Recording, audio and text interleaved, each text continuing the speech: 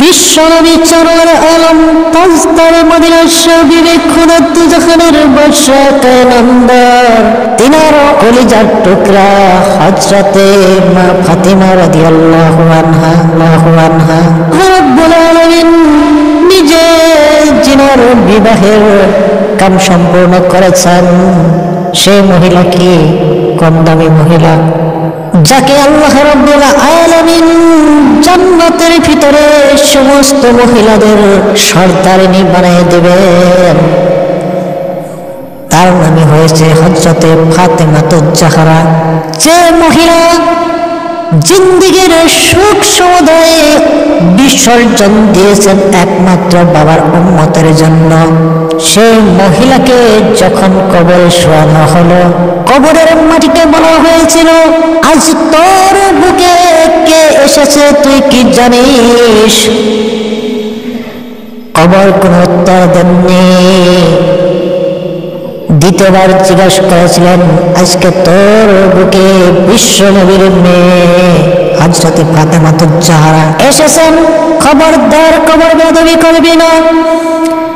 কবর কোনো উত্তর দেননি। তার পিছনে কবরকে প্রশ্ন করা হয়েছিল, হে কবর, হে মাটি, তোর বুকে কে আজকে আসতেছে তুই কি জানাস?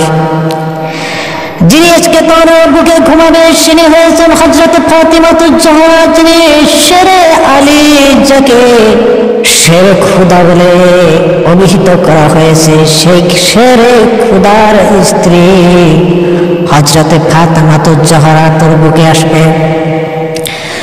কবর কোনো উত্তর দেন না। কবরকে প্রশ্ন করা হলো, হে কবর, হে মাটি, তোর বুকে আজকে আসবে জান্নাতের রমণী, জান্নাতের যুবক সর্দার ইমাম হাসান হুসাইনের মা হযরতে ফাতেমা তোর বুকে আসতেছে, খবরদার মাটি বেয়াদবি করবি না। আল্লাহর কুদরত থেকে মাটির জবান ফুটে গেল। কবর বলতেছে, আমি এমন একটি ঘর যে কোনো কিছুই চিনে না। আমি বিশ্ব নবীর মেয়েকে চিনি না, আমি শেরে খুদা হযরত আলীর স্ত্রীকে চিনি না, আমি জান্নাতের যুবকদের সর্দার ইমাম হাসান হুসাইনকে চিনি না, আমি জান্নাতের যুবতী সর্দারিনী মা ফাতিমা রাদিয়াল্লাহু আনহাকেও চিনি না। আমি শুধু চিনি যে আমল করে আমার কাছে আসবে সে ভালো ফল পাবে, আর যার আমল নেই সে আমার কষ্ট দেখে অবাক হয়ে পড়বে। সে হায় হায় শুরু করবে, কি করেছি। এইভাবেই তার যুগ যুগান্তর কেটে যাবে।